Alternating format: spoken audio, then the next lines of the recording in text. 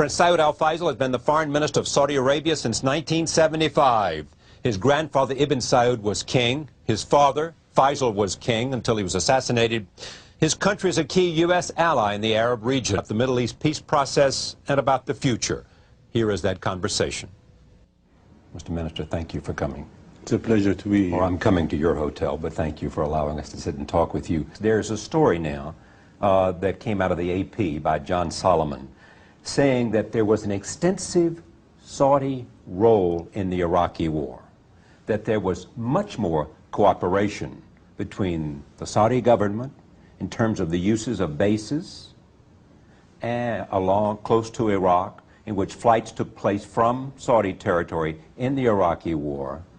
And it's not the level of cooperation that we assume, because you, before the war, were a forceful advocate to the United States of not going to war. Yet when war came, your government appears to have assisted the United States, so much so that General Mosley said that the Saudis were wonderful partners in the war. Can you confirm the extent of the cooperation between the Saudi government and the United States in the war against Iraq?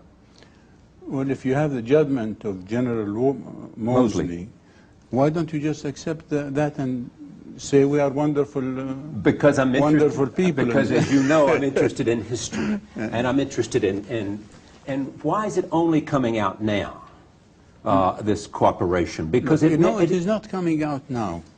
And people are now Prince Bandar, in appearances on television, has not been talking about the Saudi cooperation. He's mainly been talking about why he was visiting the White House, because they were explaining to him. No, he was responding to about the book. The Woodward book. Book. But it's clear to me now that the reason that he was there is because they were letting him on the plane, and the fact that we're starting the war because the Saudis were helping the United States all along. No, I will ask you to remember that Saudi Arabia was a friend and an ally of the United States. But you did not. Before the last war in...